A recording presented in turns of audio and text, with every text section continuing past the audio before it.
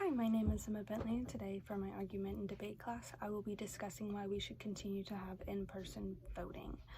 I would like to start by saying there is no evidence or substantial evidence on either side to necessarily decide if one is more prone to have fraud or not, but I would like to argue that in-person voting is less likely to have fraud. So in North Carolina, a congressional election was thrown out after absentee ballots were illegally collected and tampered with. And I think that goes to show that we need to have somebody in person watching people, sign it for themselves. So we don't have instances like this of people filling things out for people who did not sign up for that. And I would also like to mention that we cannot necessarily see behind closed doors, and mail-in ballots are all filled out at home or in a private space. So we can't see if somebody is, for example, being manipulated to fill out the ballot in a certain way out of fear of, domestic violence or pressure from the family to vote a certain way. You don't want to get in trouble, something like that. And I don't think that is appropriate. And I feel like having in-person voting really makes sure that people don't feel that pressure. However, on the opposing side, I understand that there is, fear in voting because it is legal currently for people to watch you vote. For example, the Proud Boys threatened people. They were like, just, we're watching you vote.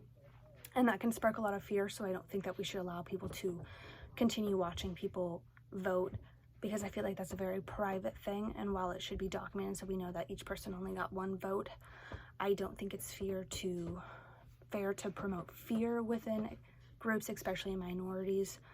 So I feel like that is something that should no longer be allowed.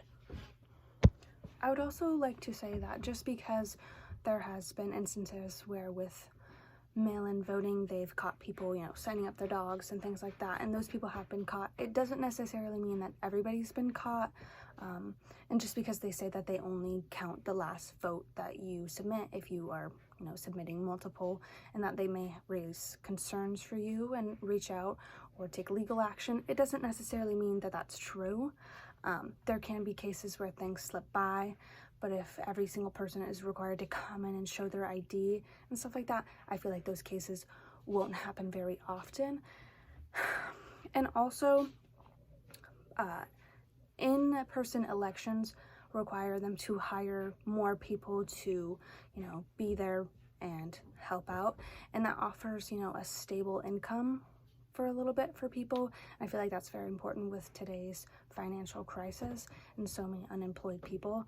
And ballot boxes are often tampered with, and just because they say anti-tamper ballot boxes can be possible, it doesn't mean that people won't try or succeed in, destroying those, stealing the entire box, lighting them on fire, destroying many ballots that we don't know because we can't trace back to, who submitted their ballot there, what time, or like who they voted for and those things, so we can never really recover those. And also having a police officer stationed at each ballot box is very impractical. There are so many ballot boxes, and mail-in voting allows for a longer period of time, could be a week or 2 weeks or however long, and it's very impractical to have a police officer at standby for every single ballot for that entire week or two or however long it takes. You also have to be paying those police officers, which takes money for them to not do the job that they're designed to do, which is very impractical. And I think that we can resolve this issue by simply offering more times for people to come by, because I know that the election day is typically on a Tuesday, just one Tuesday of the month that the election is being held.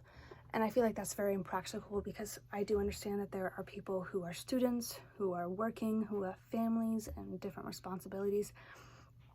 And even myself, I cannot just make time on a Tuesday to go in and vote.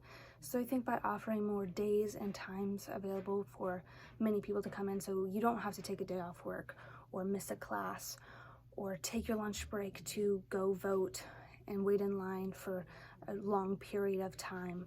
And I also think that by offering more days and times, you won't be standing in line for 30 minutes to an hour just to vote, and it will kind of free up some of that time for you.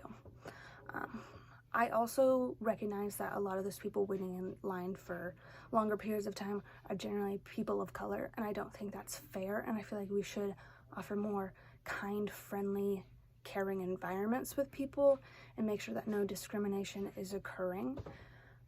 Anything like that, because that is not what we want to project, and I don't want anybody to feel afraid to go vote, so I feel like by working on having a kind and caring environment can really clear that up. And I also think it's important that we should never have to wonder and worry about fraud. And I think in-person voting really clears up the air of, like, you know that somebody is counting them, and you know that nobody is, you know, going in there pretending to be a dog and voting for something. So you kind of have that reassurance of, like, okay, all these votes are pretty clear. So like in the 2020 election, how there was a lot of instances where people believed that there was fraud occurring, specifically Donald Trump. And I feel like if we had in-person voting, then that wouldn't necessarily be a thing. Or cases where people are having relatives sign and then they're marking who they're voting for, you know, for elderly people who don't really know what's going on, and I don't think that's fair. So I feel like having in-person voting really reassures people that there is no fraud occurring and that there is just one vote for every person. And yeah, thank you.